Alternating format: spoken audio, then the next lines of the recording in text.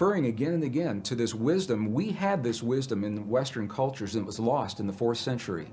About 1700 years ago, it was edited right out of our most cherished spiritual and religious traditions, the biblical edits of the 4th century. It was not edited from the other cultures that we've visited, and that's the value of going into these cultures. And they identify 3 separate yet related experiences that we all have in our bodies, and they literally call them thought, feeling, and emotion. And here's the difference.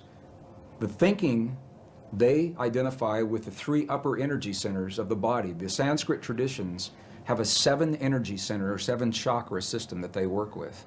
And they say the upper 3 are related to what we call thought or logic processes.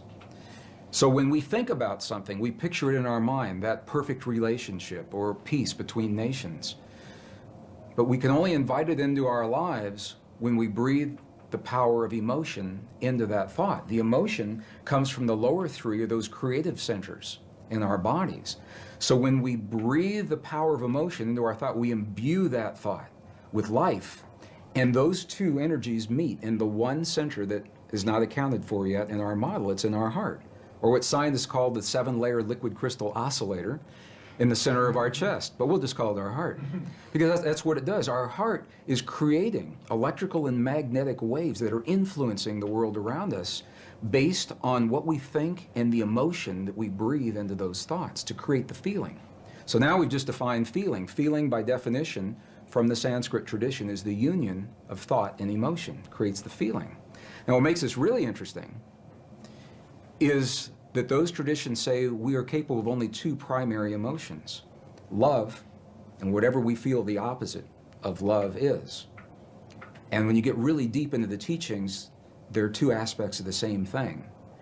But what they say is when we have our thought, we are either breathing the love of that thought or our fear of that thought to create the feeling, and the feeling then becomes sadness or joy or compassion or anger. Those are not emotions, those are feelings.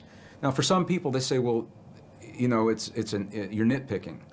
What difference could it make? And these are the subtle differences between these ancient ways of viewing this inner technology. It's literally a technology, because we can have the same thought or the same affirmation and imbue it with a different emotion and have completely different feelings and create a different outcome.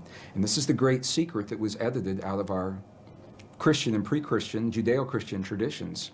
When 45 books were removed in the 4th century, 20 were taken out completely.